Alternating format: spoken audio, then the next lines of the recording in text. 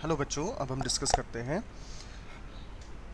Wave nature of electromagnetic radiation या EM wave theory.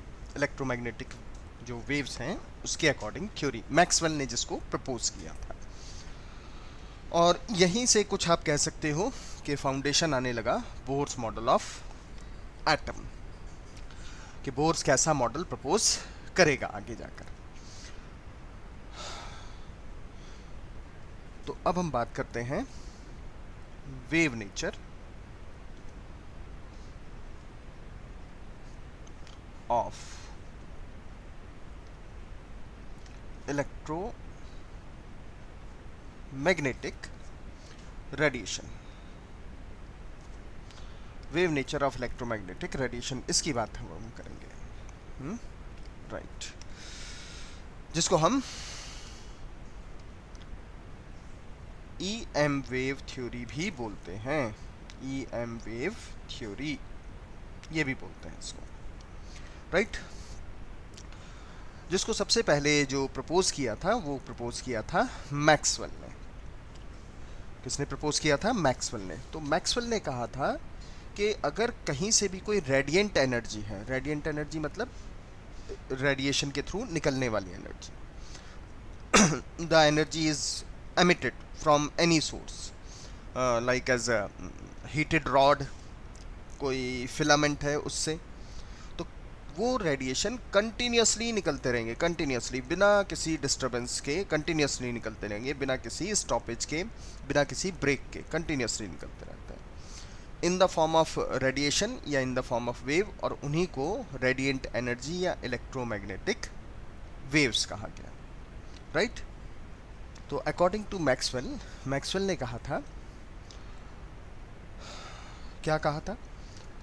That the radiant energy क्या है?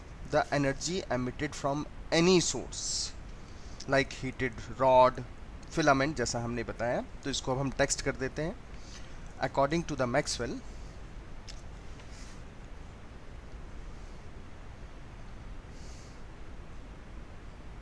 The radiant energy,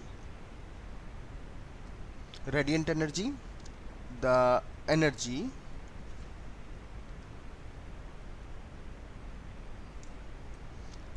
emitted from any source like as a heated rod or filament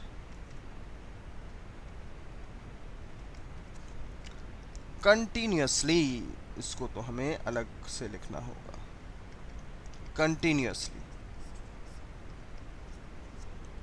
continuously in the form of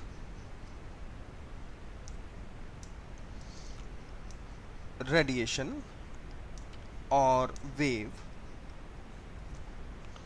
is called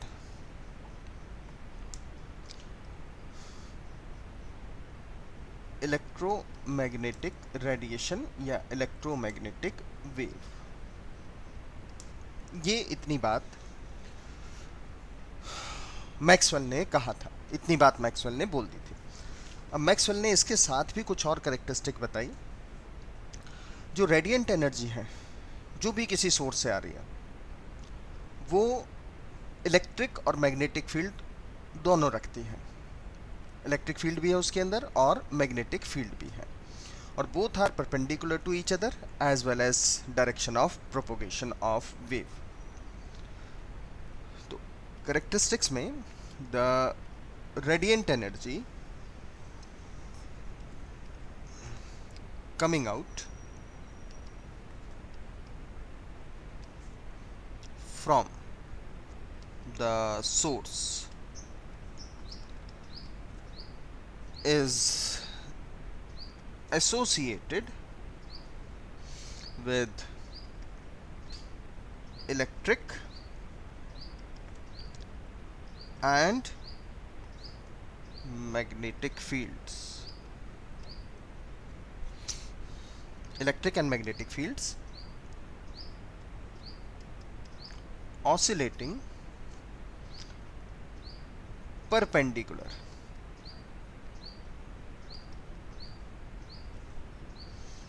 to each other as well as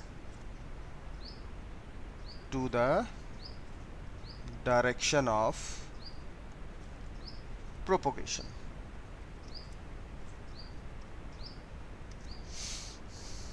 of wave.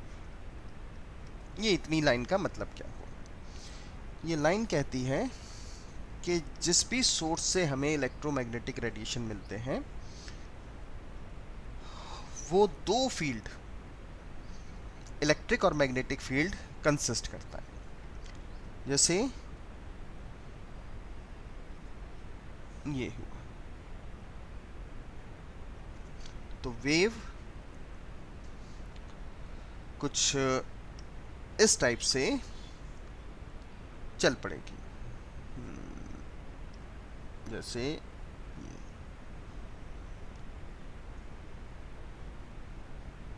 इस तरीके से, और ये हो गई हमारे परपेंडिकुलर डायरेक्शन।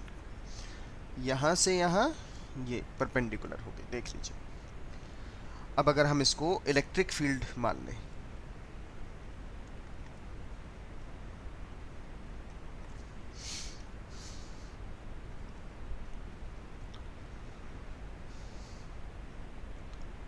और मान लें ये है हमारे पास कुछ ऐसे, और ये रही ऐसे डायरेक्शन। किस तरीके से डायरेक्शन है ये देखिए,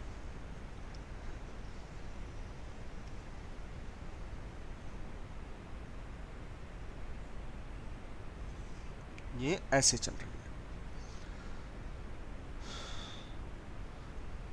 तो आपको दो फील्ड मिल गए, एक ये मिल गया और एक ये मिल गया। ये है हमारे पास मैग्नेटिक, ये perpendicular to the direction of propagation. तो मैग्नेटिक फील्ड हो गया, मैग्नेटिक कंपोनेंट हो गया, और इलेक्ट्रिक कंपोनेंट हो गया। तो ये इन दो कलेक्टिव फॉर्म में मिलती है, मतलब एक ही साथ आपको कुछ इस टाइप से होगा, राइट। और ये रहा हमारा, एक वेव तो आपको आ रही है कुछ ऐसे, ये देखिए,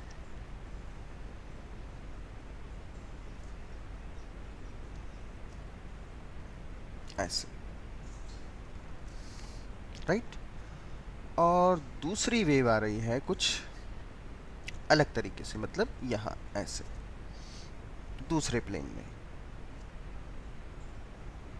ये ऐसे, ये ऐसे और ये ऐसे। तो ये दोनों प्लेन एक दूसरे के परपेंडिकुलर हो गए, as well as perpendicular to the direction of propagation. जैसे ये देखिए, ये और ये परपेंडिकुलर है और इधर के परपेंडिकुलर है। इसको हम कहते हैं इलेक्ट्रोमैग्नेटिक रेडिएशन। ये हो गई हमारी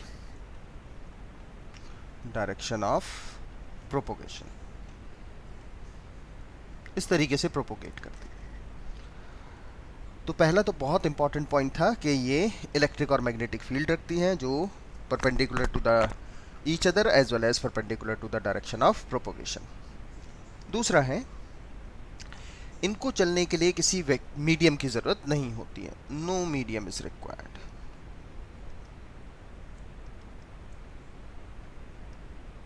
इसीलिए सन से अर्थ तक ये रेडिएशन आ जाते हैं।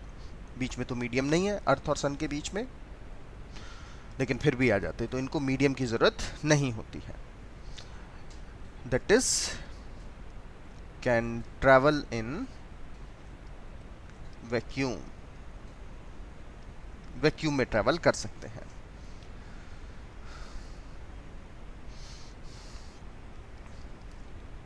दे ऑलवेज ट्रैवल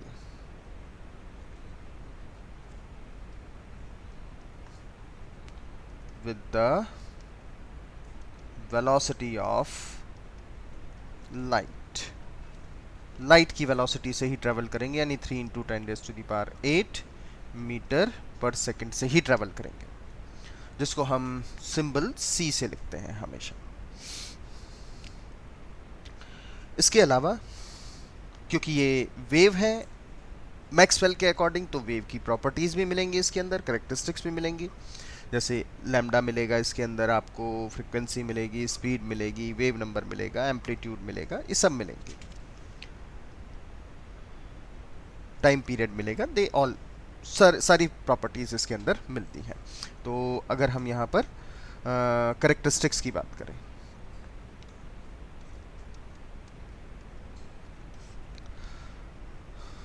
तो सबसे पहला है वेव है, तो वेवलेंथ सबसे पहले बोलते हैं हम, wavelength.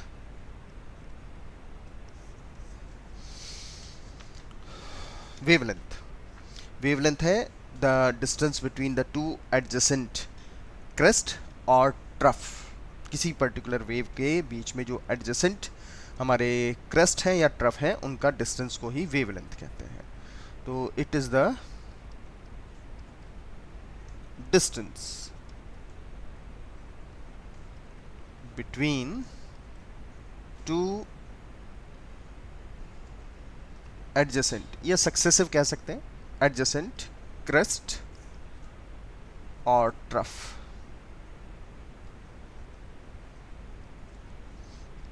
in a particular wave, right? और वेव लेंथ, लेंथ है तो यूनिट लेंथ की ही होगी, जैसे centimetre, metre, angstrom, nanometre, picometre and so on. तो अगर हम लैम्डा की बात करें और हमारे पास ये कोई वेव है ऐसे,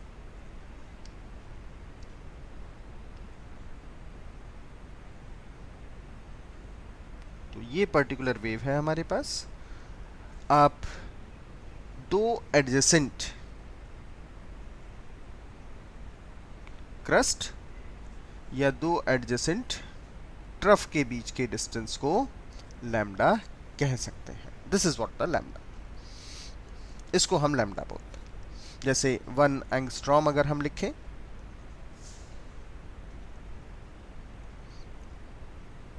तो इसका मतलब होता है 10⁻⁻10 मीटर।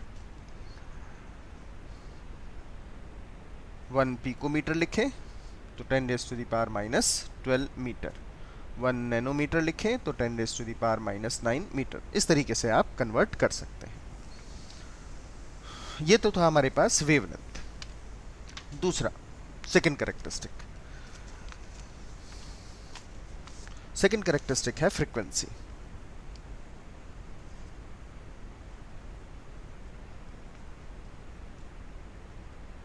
सेकंड कैरेक्टरिस्टिक है फ्रीक्वेंसी। फ्रीक्वेंसी बहुत सिंपल है, it is defined as the number of waves और cycle which pass through a given point in a 1 seconds.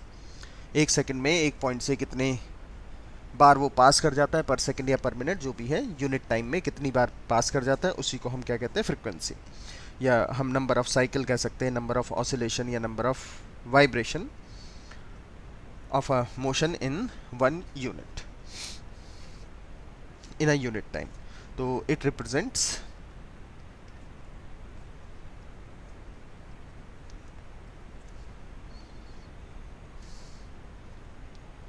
the number of cycles, या आप कह सकते हो oscillations, या आप वाइब्रेशन भी कह सकते हो, of wave motion in unit time.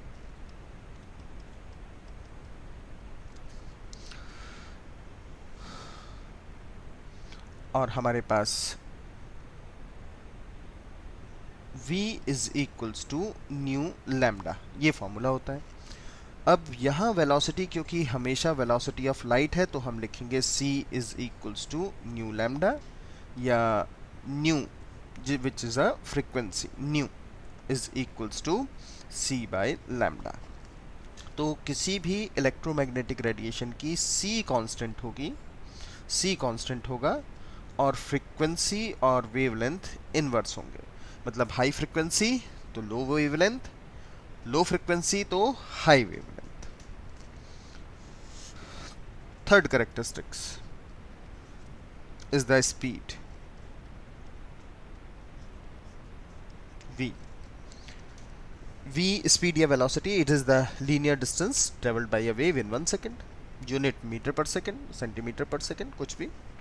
So it is linear distance.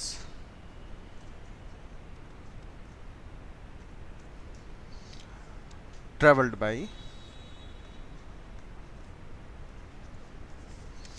a wave in 1 second या यूनिट टाइम। फ्रीक्वेंसी की यूनिट, फ्रीक्वेंसी की यूनिट आती है तो टाइम का इन्वर्स, टाइम इन्वर्स मतलब second inverse, minute inverse, hours inverse, या फिर आती है हर्ट्स, एच जैसे लिख देते हैं, फुल है इसका HERTZ, हर्ट्स। इन दो में से कोई भी लिख सकते हैं। और एक हर्ट्स 1 सेकेंड इनवर्स के बराबर होता है।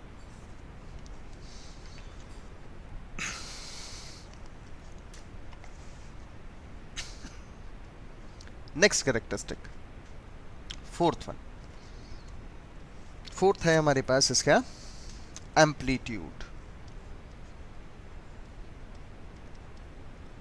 Next is the amplitude. Amplitude क्या है? एम्पलीट्यूड है मीन पोजीशन से maximum displacement of a wave. Amplitude क्या है हमारे पास? एम्पलीट्यूड है मीन पोजीशन से कितना उसने हाइट या डेप्थ कवर किया है, या कितना क्रस्ट की हाइट आई है, या डेप्थ में अगर हम देखें तो ट्रफ कितना आया है, उसी को हम कहते हैं एम्पलीट्यूड।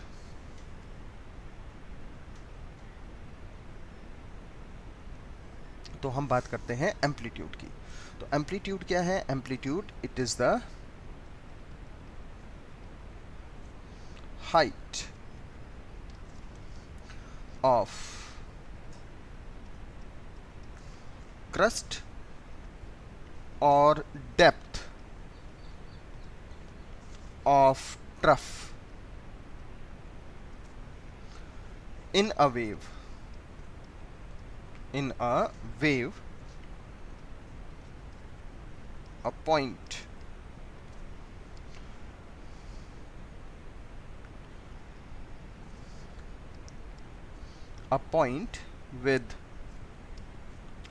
with zero amplitude। अगर जीरो एम्पलीट्यूड है उसको हम बोलते हैं नोड, और मैक्सिमम एम्पलीट्यूड है, मैक्सिमम एम्पलीट्यूड, तो इसको हम बोलते हैं एंटी नोड। मीनिंग कि अगर हम यहाँ एक वेव बनाते हैं ये ऐसे, और इसमें ये रहा हमारा वेव, इस टाइप से वेव हो गई सिंपल से, राइट? तो इतने डिस्टेंस को हम बोलते हैं एम्पलीट्यूड। ए से लिखते हैं इसको, ए, एम्पलीट्यूड इज ए, या इसको हम कहेंगे ए। एक पॉजिटिव एम्पलीट्यूड पॉजिटिव कोऑर्डिनेट में, नेगेटिव एम्पलीट्यूड नेगेटिव कोऑर्डिनेट में। जहाँ पर जीरो एम्पलीट्यूड है उसको हम नोड बोल देंगे, यहाँ उसको नोड बोल देंगे, और जहां मैक्सिमम है उसको हम एंटी नोड बोल देंगे, नोड एंड एंटी नोड। इसके बाद फिफ्थ कैरेक्टरिस्टिक्स आती है, और वो है हमारे पास wave number. Which is a wave number. Wave number क्या है? वेव नंबर है जिसको हम न्यू बार से लिखते हैं, न्यू से लिखते हैं फ्रीक्वेंसी, और वेव नंबर को लिखते हैं न्यू बार से। इसको अगर हम डिफाइन करें तो it is equal to the number of waves in a unit length. It is equal to the number of waves in unit length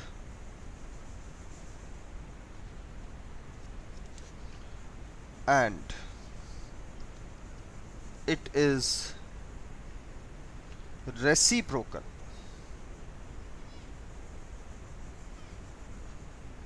to wavelength. मतलब nu bar is equals to 1 by lambda. ये होता है जैसे अगर हमारे पास एक ये wave का डायग्राम दिया हुआ है ऐसे,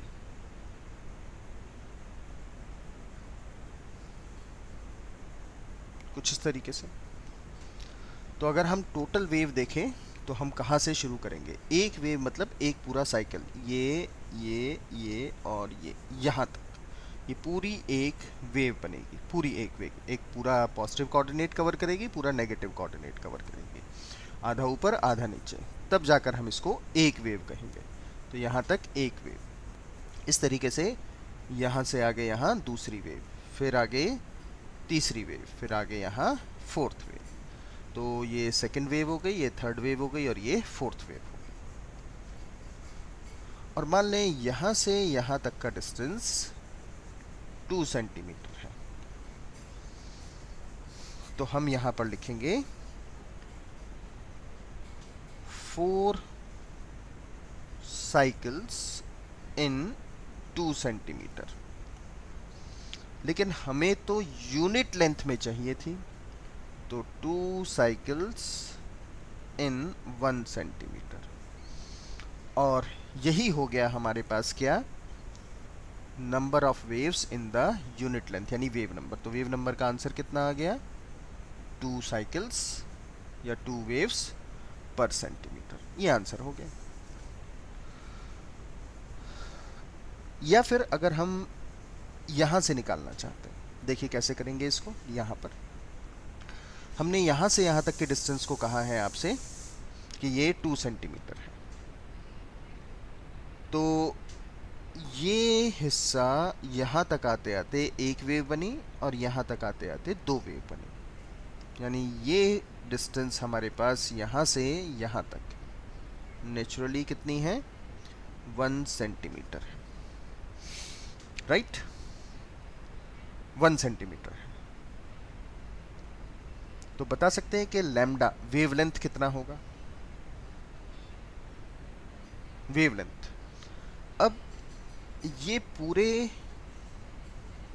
1 सेंटीमीटर 4 छोटे हिस्से में, बराबर हिस्सों में बटा हुआ है. एक हिस्सा, दूसरा हिस्सा, तीसरा हिस्सा, चौथा हिस्सा, इस तरीके से. राइट, यानी एक पार्ट 0.25 सेंटीमीटर का है, दूसरा भी 0.25 का है, तीसरा भी 0.25 का है और ये भी 0.25 का है. तो अगर हमें डिस्टेंस निकालनी है लैम्डा, तो वो यहाँ से यहाँ तक का डिस्टेंस है और यहाँ से यहाँ तक का डिस्टेंस आएगा 0.5 सेंटीमीटर. और न्यू बार हो गया 1 बाई 0.25 यानी 0.5 यानी लैम्डा, 1 बाई लैम्डा हो गया ये. और 1 बाई 0.5 का मतलब हो गया 2. तो देखो, चाहे थ्योरेटिकली सॉल्व करें या फॉर्मूले से सॉल्व करें, आपका आंसर सेम आएगा. इसको हम कहते हैं वेव नंबर. और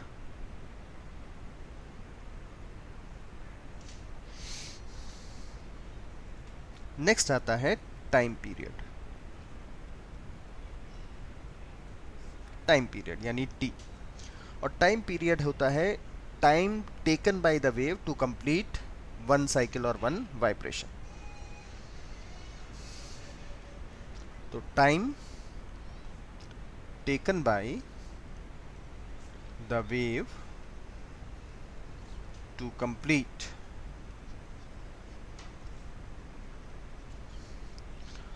1 cycle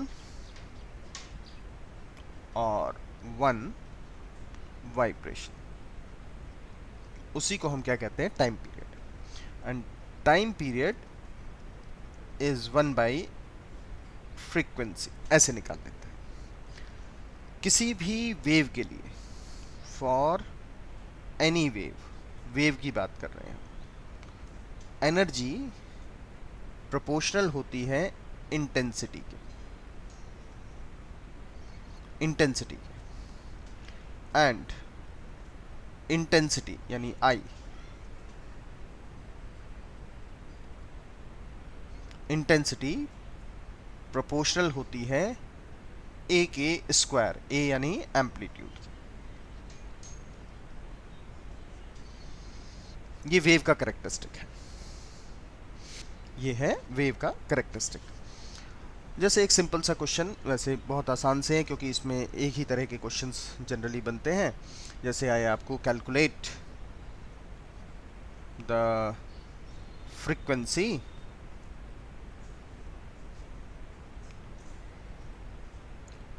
of an X-ray having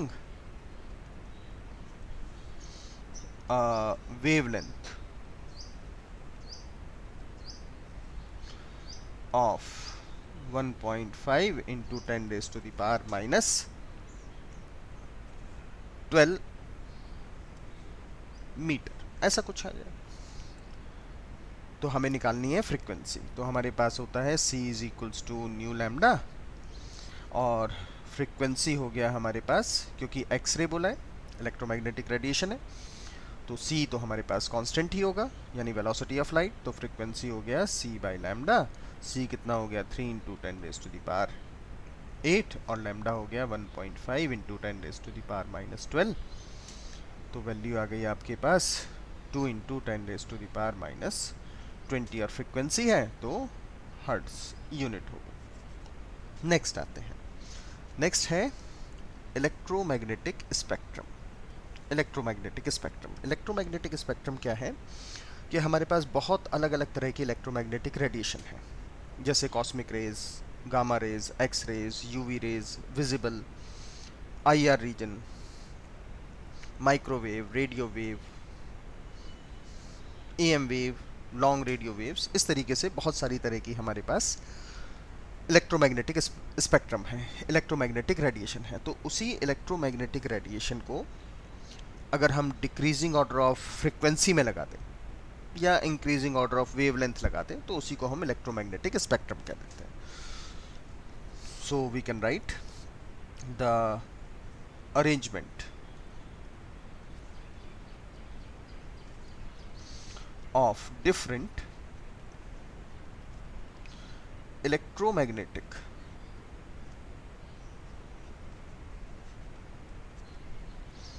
waves in decreasing order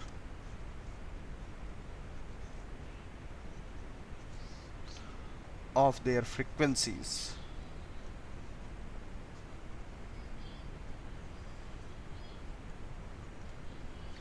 और फ्रीक्वेंसी डिक्रीज हो रही है तो इंक्रीजिंग वेवलेंथ होगा,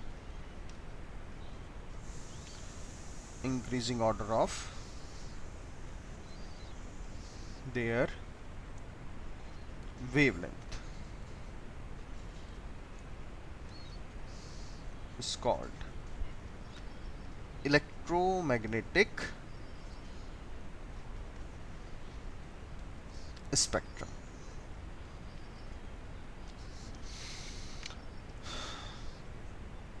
जस्ट एन एग्जाम्पल, अगर हमने मान लो यहाँ पर एक लाइन इस तरीके से लगा दी, और हम यहाँ पर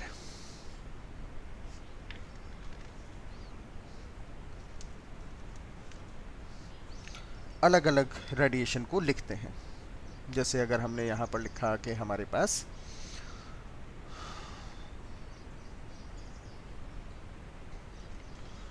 गामा रेज है, कौन सी रेज है, गामा रेज है। गामा रेज के बाद हमारे पास आ जाएंगी एक्स रेज। गामा रेज से पहले आती है cosmic, cosmic rays. X rays के बाद आ जाती है हमारे पास यूवी, अल्ट्रा वायलेट। उसके बाद आ जाती है हमारे पास विजिबल। विजिबल के बाद आ जाती है हमारे पास आईआर, इंफ्रारेड। इंफ्रारेड के बाद आ जाती है हमारे पास माइक्रोवेव्स। फिर आ सकती है हमारे पास, जैसे हम रेडियो सुनते हैं ना, FM radio, Fidelity mode FM, या फिर उसके बाद एएम आ जाता है, ये भी रेडियो वेव्स है। उसके बाद आ जाता है हमारे पास लॉन्ग रेडियो वेव्स।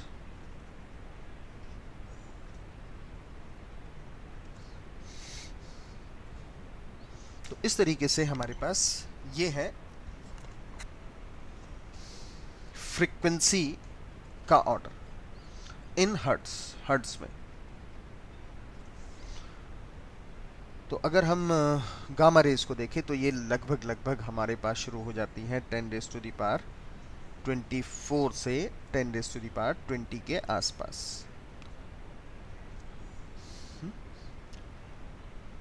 ये एक्स रेज आ जाती है हमारे पास 10⁻18 के ऑर्डर में। यूवी आ जाती है हमारे पास 10⁻16 के ऑर्डर में।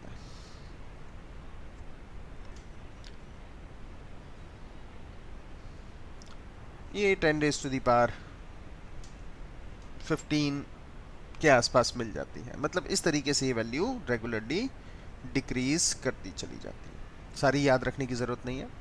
हाँ, आप कह सकते हो कि अगर फ्रीक्वेंसी इधर से इधर डिक्रीज हो रही है तो नेचुरली लैम्डा इंक्रीज हो रहा होगा। तो अगर हम यहाँ का लैम्डा लिखें तो 10⁻−18 के आसपास होता है, ठीक, जो आगे चलकर यहाँ पर लगभग 10⁻−10 के ऑर्डर में आ जाता है। और लॉन्ग रेंज तक पहुँचते पहुँचते 10⁸ लैम्डा तक पहुँच जाता है इन मीटर्स। तो लैम्डा बढ़ रहा है और फ्रीक्वेंसी कम होती चली जा रही है। आपको अगर याद ही रखना है तो ये वाला रीजन आप ज़रूर याद रख सकते हैं। Visible spectrum, visible spectrum red तक, जो 400